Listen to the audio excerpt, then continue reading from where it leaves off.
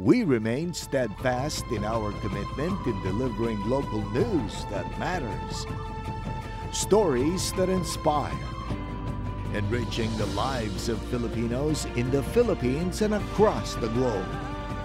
This is your GMA Regional TV. Buong puso para sa Pilipino.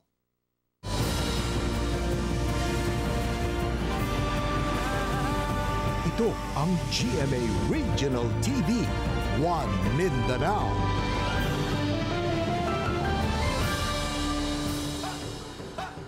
Maayong hapon, Mindanao. Kini ang GMA Regional TV, One Mindanao. Hatod namo ang pinakadagkog pinakahuling balita sa Mindanao.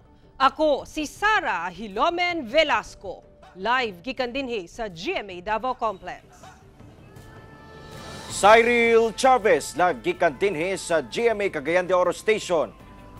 Jess Tony humami live gikan dinhi sa GMA General Santos Station. Usa ka lalaki ang patay humanahulog sa usa ka balon sa Samal Island.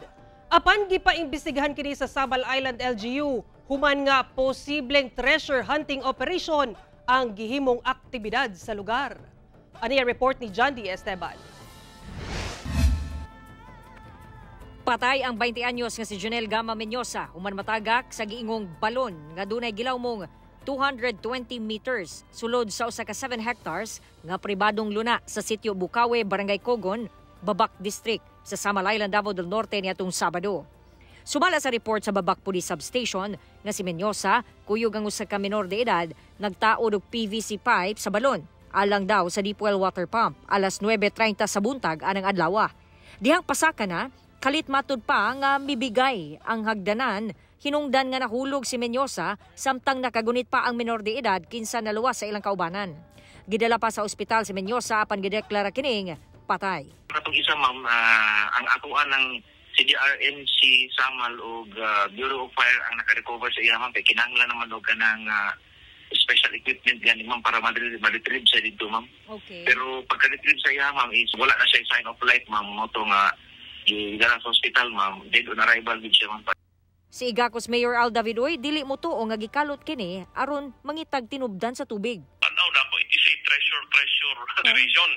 Ako nang gimanduan ang mga local authorities nato, even nagpa-issue nako og cease and desist order kay basig. Sige ra paglintog basig simba ko bahugno na diha. Ya naapay madamay na mga laing mga properties sa palibot. Sa pagsuta sa LGU walay permit ang pagkalot nini. Panag-iyahan sa titulo nimo kanang makita lang manimo taas sa yuta. Magkalot na ka, you really need permits not only from the city but also from the DENR, the Mines and Geosciences Bureau. Kana siya kay treasure man na illegal yun na siya. Giimbestigahan naman nato ni and initially walay permit.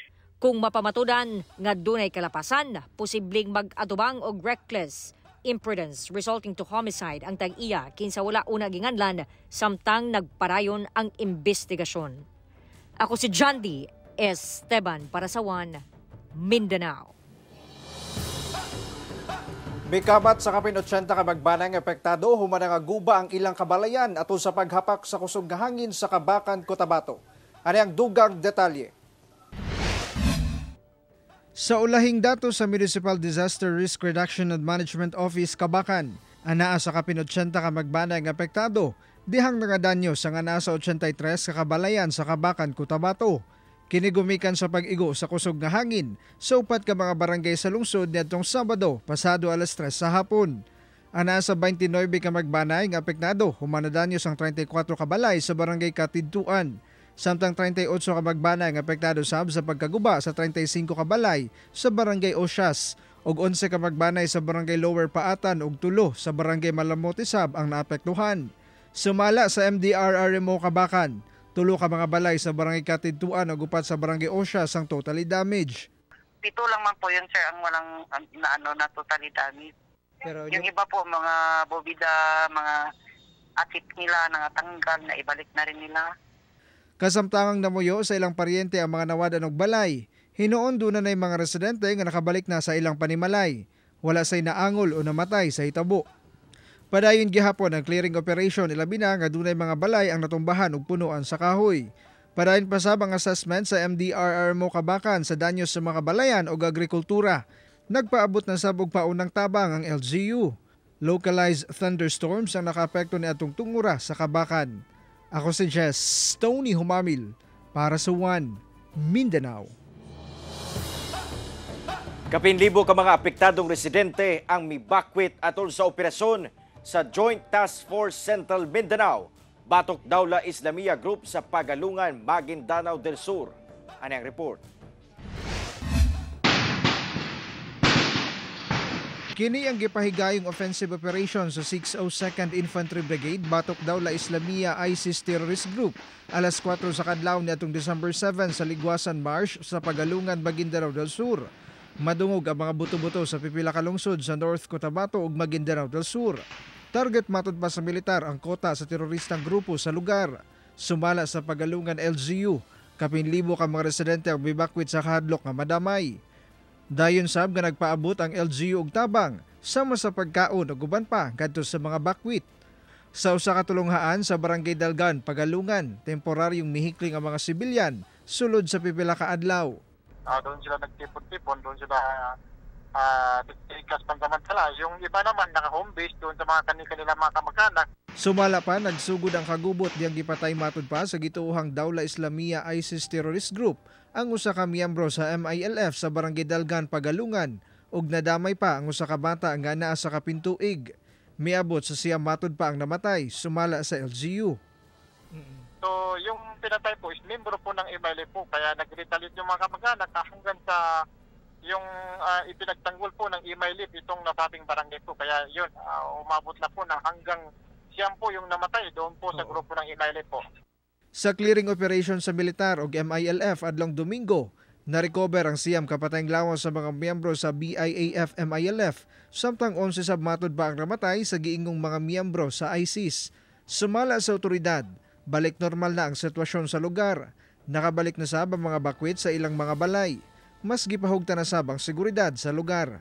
Hindi pa naman tayo panatag dahil hindi pa naman sila makapaghanap buhay ng maayos kasi andun pa rin yung pangamba na yung grupo po ng ISIS ay andun pa rin nagtago po sa mga masukal na bahagi po ng Marsh area.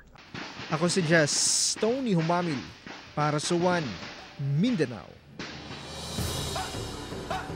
Parayon ng investigasyon sa otoridad sa pagbusikad sa South UP Maguindanao del Sur kung asa usang patay. Patay ang usa ka Nestor Amborgo Jr., 37 anyos, ato sa pagbusikad sa sitio Mafran, Barangay Pilar sa South UP Maguindanao del Sur natong Biyernes, pasado alas 12 sa udto. Gisulen pa kini og dala sa ospital apan namatay gihapon kini. Samtang samdan ang 5 ka kaubanan niini nga naa karon sa maayong kahimtang human matambalan sa ospital. Sa investigasyon sa otoridad, samtang naghikay matud pa ang mga biktima sa lugar alang sa usa ka okasyon. Kalit na lang sila nabulabog sa pagbusikad. Nasuta nga usa ka 40mm projectile nga usa ka matang sa eksplosibo ang gigamit sa mga responsable sa pagbusikad base sa mga fragment nga nakolekta sa otoridad sa lugar. Hugot nga gikondena sa Police Regional Office Bar ang hitabo. Ipatuma na sa January 2024 ang bagong speed limit sa Davao City. Dunay mga dalan nga gipatasan ang speed limit samtang dunasay mas gipaubsan pa. Ano yung report ni Argil Relator? Sugod January 11 sa sunod tuig, ipatuma na sa tibok syudad sa Davao ang bagong speed limit ordinance. Sa open roads, sa Davao-Bukidnon Road, gikan Lacson hangtod Marilog-Buda boundary, 80 km/h ang maximum allowable speed alang sa light vehicles o motorsiklo, samtang 50 km/h alang sa trucks, buses o pampasaherong van. Sama sab nga speed limit ay patuman sa daang Maharlika, gikan crossing Bunawan hangtod na sa Lasang Panabo boundary. Ginalatas na to karon ang Davao-Cotabato Road kung asa sa kasamtangan ana sa 60 km/h ang maximum allowable speed alang sa tanang mga sakyanan. Apan sugod Enero sa sunod tuig sa pagpatuman sa bag-ong ordinansa gikan sa Carabao Monument padulong na sa Binugaw Santa Cruz boundary. Ipatuma na ang 80 km/h nga maximum allowable speed alang sa mga light vehicles o motorsiklo. Apan kadtong mga passenger van, mga truck, ingon man buses, ana alang dapat sa 50 km/h ang ilahang dagan. Nahulog man gud siya sa pag-identify nga open road na siya, open area, meaning to say nga tuloy-tuloy ang travel, dili pareha diri sa ato sa syudad nga kuan sa mga establishment. Samtang sa tanang giila nga open road sa norte ug south nga bahin sa syudad, 60 km/h ang speed limit alang sa light vehicles ug motorsiklo, samtang 50 km/h alang sa mga truck, bus ug pampasaherong van. Gawas lang sa Matinapangi hangtod sa usa ka subdivision sa CP Garcia Highway, uphill ug downhill. Ug sa maong subdivision hangtod sa Maa nga 40 km/h lang. Ang mag-ilang through streets ana sa 40 km/h ang speed limit alang sa light vehicles ug motorsiklo, samtang 30 km/h sa trucks, buses ug passenger vans. Sa city streets, 30 km/h ang speed limit sa tanang mga sakyanan. Ang crowded streets sama sa tanang barangay roads ug school zones, dunay simbahan, mall ug ospital. 20 km/h ang speed limit sa tanang sakyanan. Sa magmalapasong motorista, 1,000 pesos ang first offense, 2,000 pesos ang second offense, ug 5,000 pesos ang third offense ug musunod pa nga kalapasan. Napag yun siya unsa ni additional katong atong gingon nga 7 days siya. So kung dili siya makabayad within 7 days, so na siya additional nga 500. Ana sa atong traffic code. The same ang kuha niya.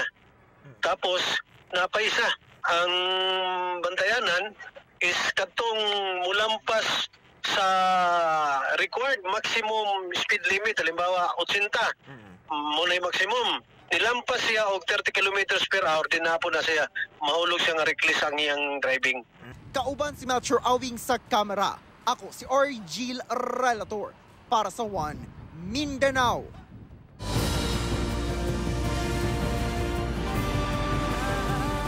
Ito ang GMA Regional TV, One Mindanao.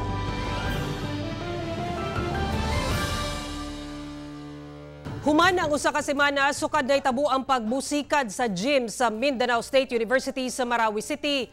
Mibalik na ang klase sa universidad. Atong sayro ng detalye na ini sa live report ni James Paulo Yap, manukad sa Marawi City. James?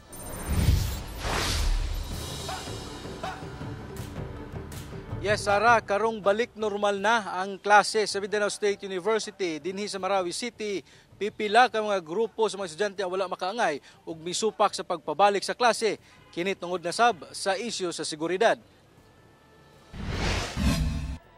Niadtong Sabado pa lang, hinay-hinay na nga namalik ang pipila ka estudyante sa Mindanao State University. Ug adlang Lunes, banda alas 8 sa buntag, formal nga giablihan ang pagbalik sa klase. Usa ka semana human ang pagpamomba sa gym sa MSU nga mikalas ug upat ka kinabuhi ug pipila ang nasamdan. Pagkahuman sa flag raising ceremony, gipahigayon ang hamubong programa agi pagpakita nga mibalik na sa normal ang tanan. Gawas sa administrative officers, faculty ug students, anaasab ang presensya sa pulis ug militar. Gawas sa mga campus guards, hasta ang lokal nga opisyal sa Marawi LGU. Apan gatusan sab ka mga estudyante sa MSU Marawi ang nagmarcha paingon sa administrative building aron ipanawagan ang ilang pagsupak sa pagbalik sa klase. Sana na before man tayo bumalik sa normalcy na inaasa natin na ipo-forward mo muna natin o ipo-push muna natin, i-advance muna natin yung safety and security ng mga students. Kasi at the end of the day, yun naman yung very purpose ng university, to be a home. And a home should be a safe place. So kung hindi siya safe, na this is not our home. So yun lamang po, academic is now. Gipasabot sab sa pipila ka mga opisyal sa eskwelahan nga dili basta-basta nga mahunong ang klase o wala sab kuno sila nagpasagad alang sa seguridad sulod sa campus. We acknowledge that there is a growing call from the students to shift to online classes. So we will consider whether in the coming days may bagong deliberation, whether the university officials will reconsider its decision. Samtang gahulat sila sa maong desisyon, magpadayon kuno gihapon ang ilang academic activities. Gisibog na sab ang final examination schedules nga pagahimuon na sa Enero sunod tuig. Aghat karon sa pamunuan sa MSU Marawi Campus sa mga estudyante nga tapuso na lang ang nabiling 11 ka adlaw aron mahuman na ang semester. Samtang sa gipahigayon nga Provincial Peace and Order Council meeting sa Lanao del Sur, gibutyag ni Lanao del Sur Police Provincial Office Director Police Colonel Robert Daculan nga gidala na sa City Prosecutor's Office si Jafar Gamo Sultan ang nadakpan sa mga otoridad ni adtong December 6 nga ginatudlong usa sa mga kauban sa mga sospek sa pagpamomba sa MSU Marawi Gymnasium. The initial information to be filed is harboring, possession of explosives. Sa karon, padayon pa kuno gihapon ang mga operasyon nga ginahimo sa AFP ug PNP para magukod ang mga sospek nga responsable sa pagpabusikad sulod sa gym sa MSU Marawi. Sara, hugot nga seguridad gihapon ang ginapatuman sa sulod ug gawas sa Mindanao State University dinhi sa Marawi City. Gani aduna nay usa ka kumpanya sa Bangsamoro Autonomous Region Police Mobile Force Company ang nakadeploy sa 8 ka mga strategic locations sa eskwelahan. Dili pa kalabot diha ang mga puwersa sab sa kasundaluhan nga wala nagidetermina sa 103rd Brigade dinhi sa Marawi City ug sumala pa sa mga pamunuan sa Mindanao State University nga kontrolado na nila ang sitwasyon ug aduna nay tumang seguridad nga nagpalibot sa maong tunghaan. Busa ilahang giawhag ang mga ginikanan nga pabaliko na ang ilang mga anak dinhi sa eskwelahan tungod kay 11 ka adlaw na lamang mahuman na ang semester ug mamahimo na sila nga muuli alang sa ilang Christmas break. Sara? Okay, dagang salamat, James Paulo Yap. Usa ka pinasahi nga bangka ang nadiskubre sa mga residente sa Northern Kabuntalan sa sapa sa ilang lugar. Sumala sa pipila ka residente, usa daw kini ka bangka nga ginagamit kaniadto sa mga Hapon. Pinasahi nga bangka ang nadiskubre sa mga residente sa sapa sa Libungan, Northern Kabuntalan sa Maguindanao del Norte niadtong December 4. Dili kini sama sa bangka nga sagad makita nga gama sa plywood. Ang bangka nga ilang nadiskubre gama sa steel o fiberglass. Base sa post sa pipila ka mga residente, usa daw kini ka bangka nga ginagamit kaniadto sa mga Hapon panahon sa giyera. Apan sa karon wala pa kini kumpirmasyon gikan sa LGU Northern Kabuntalan. Based po sa mga nakakatanda po galing dun sa Northern Kabuntalan is hindi naman daw po siya sasakyang pandigmaan ng mga Hapon. Pero wala pa pong confirm kung ano po ba talaga yun. Based po sa... Magretiro na isip Chief Executive Officer sa Kapuso Network si Attorney Felipe L. Gozon. Ug hulipan kini ni Gilberto Duavit Jr. Gianunsyo kini ni Gozon dungan sa pagsaulog sa iyang adlawng natawhan. Ani report. Giila karon ng GMA Network nga nag-una, pinakadako, pinakamasaligan ug most awarded multimedia network sa Pilipinas. Nasakmit kini ubos sa pagpangulo ni GMA Chairman and CEO Attorney Felipe L. Gozon. Sa pagsaulog sa iyang 84th birthday, naguban-uban ang mga pamilya, higala ug katrabaho ni Gozon. Mitambong sab ang mga dagkong opisyal sa gobyerno ug GMA stars. Dinhi, gianunsyo ni Gozon nga human sa kapinduha ka dekada, magretiro na kini isip Chief Executive Officer sa GMA Network. The GMA Board of Directors has approved my retirement as Chief Executive Officer effective December 31, 2023. But I will still continue as Chairman Advisor and Chairman of the Programming Committee. Muhuli paglingkod isip CEO sa Kapuso Network ang kasamtangang GMA President ug Chief Operating Officer nga si Gilberto R. Duavit Jr., ang kinamagwangang anak sa usa sa founder sa GMA nga si Gilberto M. Duavit Sr. The board also approved my recommendation to elect Mr. Gilberto R. Duavit Jr. as the new Chief Executive Officer to replace me effective January 1, 2024. President CEO, and he will continue to act as Vice Chairman of the Program Committee. Si Duavit Sab ang Chairman sa Executive Committee, Chairman of the Board Sub sa GMA Network Films, ug opisyal sa pipila ka subsidiary sa GMA Network. President ug Trustee Sab siya sa GMA Kapuso Foundation Incorporated.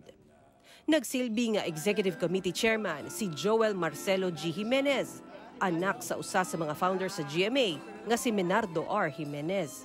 At the recommendation of Mr. Jimmy Duabit, to which I concur, the Executive Committee has elected Mr. Joel Marcelo Jimenez as the Chairman of the Executive Committee. Vice Mr. Duabit, who resigned as Chairman of the ExCom effective December 31, 2023. Si Jimenez, President ug CEO sa Menarco Holdings ug CEO sa Alta Productions Group Incorporated. Director siya sa Roma Network Incorporated. Executive Committee Chairman and Director sa GMA New Media Incorporated ug uban pang subsidiary sa GMA Network. I am very proud and gratified that over the years, GMA Network has provided the public with superior quality and innovative entertainment and public affairs programs and news na walang kinikilingan, walang pinoprotektahan, walang kasinungalingan, serbisyong totoo lamang. Sa pamahayag ni Gozon, subling gipasalamatan niini ang Ginoo sa blessings nga iyang nadawat nga labaw matud pa sa iyang giampo. Lakip na ang asawa nga si Tessie Gozon. I particularly thank the Lord for Tessie, a good wife given to me by God, who, after going steady with me for 11 years and being married with me for 54 years and 6 months, I can truly say is the love of my life. Sa birthday toast nga gipangunahan siyang anak nga si Attorney Philip Gozon, gihatagan niini og gibugaton ang nahimo sa amahan. At the workplace, FLG is well known for being a strict chairman and chief executive who demands perfection. Having him as a boss can be quite intimidating and extremely rewarding. There is, however, one trait that stands out with my dad, and that is integrity. Ako si Sara Hilomen Velasco para sa One Mindanao.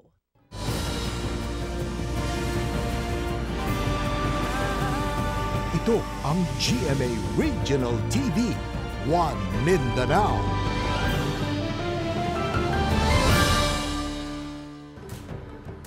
Pito ka magbanay ang apektado human nasunog ang ilang grentahang Pinoy-anan sa usa ka establishmento sa Zamboanga City.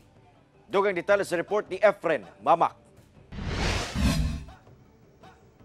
Sa aerial video sa Bureau of Fire and Protection Zamboanga City, makita ang dakong kalayo nga milamoy sa usa ka establishmento sa Talon-Talon Loop, Barangay Tugbungan, Zamboanga City, pasado alas 6 sa buntag adlawng Domingo. Ang maong sunog gisaka sa second alarm biyang girespondihan sa kabomberuhan. Nadeklarang fire out human ang kapin usa ka oras. Sa pagsuta sa BFP, ang maong establishmento gipanag-iyahan sa usa ka Patet Almeda. Aduna kini 5 ka residential structure, 5 sub katindahan ug 2 ka storage rooms nga pangrenta. Ang kalayo nagsugod kuno sa usa ka girentahang balay sa mismong establishmento nga walay tawo. The fire started according to our witnesses, alya na uno residential rented by Mr. Miguel Despi. So accordingly gane, during that time of fire incident, may estehente alya. Gibana-bana ang moabot sa 75,000 pesos ang danyo sa sunog. Hindi kami mga ayuda, mga aros, mga gamit, kaldero, plato, mga baso, mga galon, kosa-kosa lang. Hinuon nahatagan na o ginabang sa barangay ang 7 ka magbanay nga apektado sa mong sunog. Samtang padayon ang profiling sa CSWDO sa mga naapektuhan sa sunog.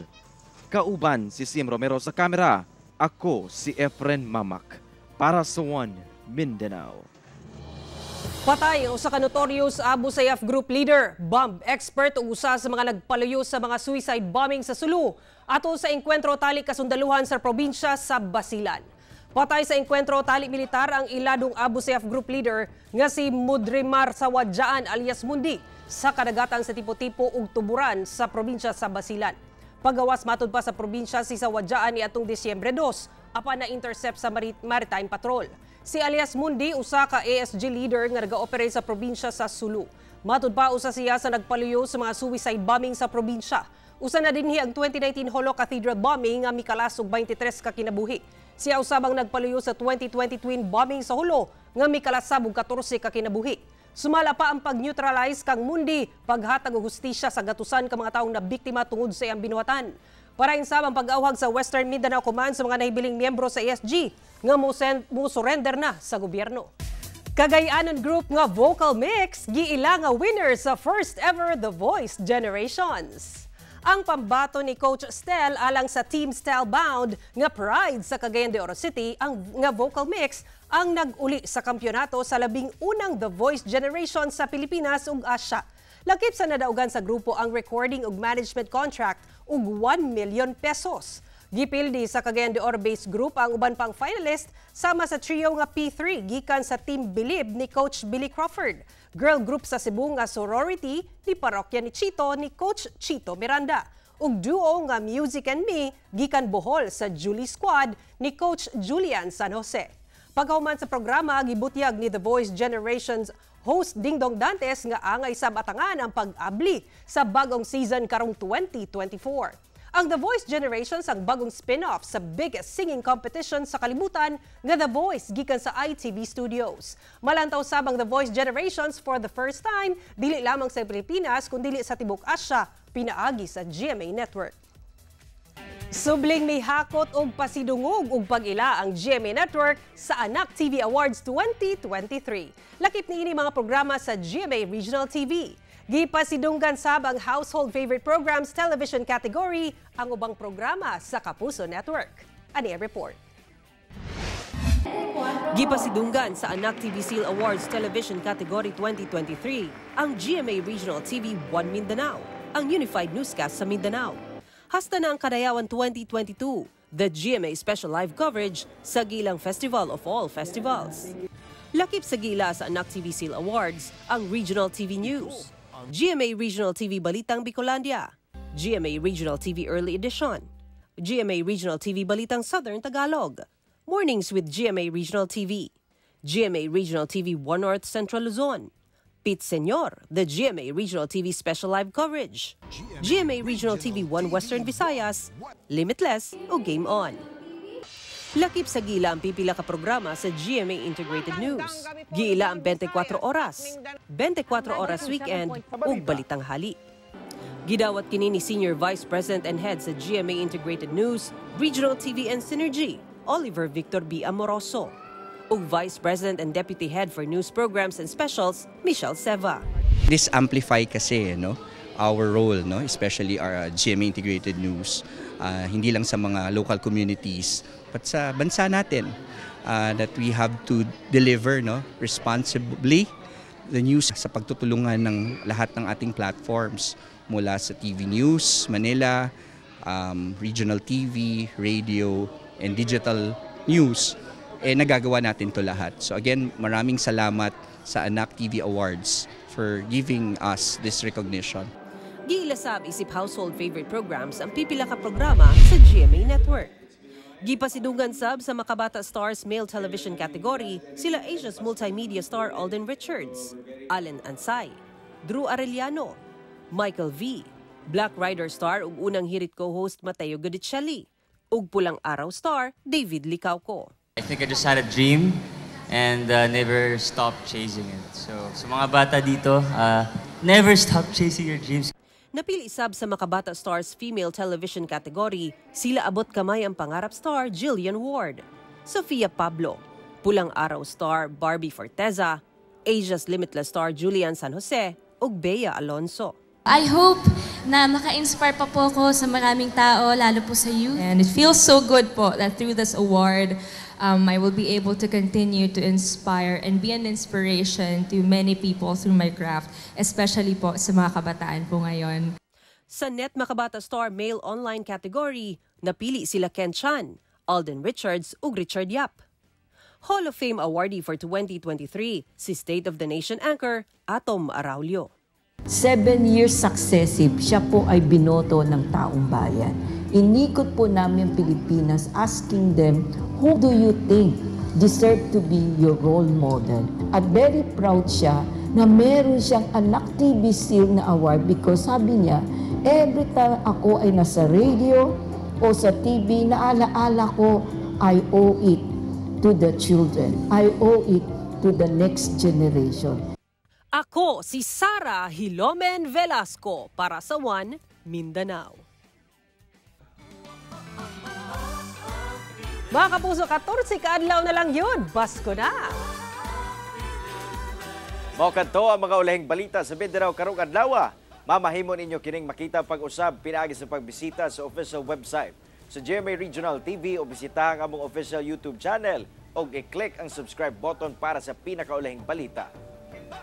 Daghang salamat sa itong mga kapuso sa Mindanao nga nagalantaw kanamo sa itong mga kapuso abroad. Parayon lang sa pagtutok sa mga lokal nga balita matag adlaw tungod sa GMA Regional TV. Local News Matters. Kami ang GMA Regional TV 1 Mindanao. Tibok pwersa para sa mas dakong misyon ug mas halapad nga pagserbisyo sa nasod.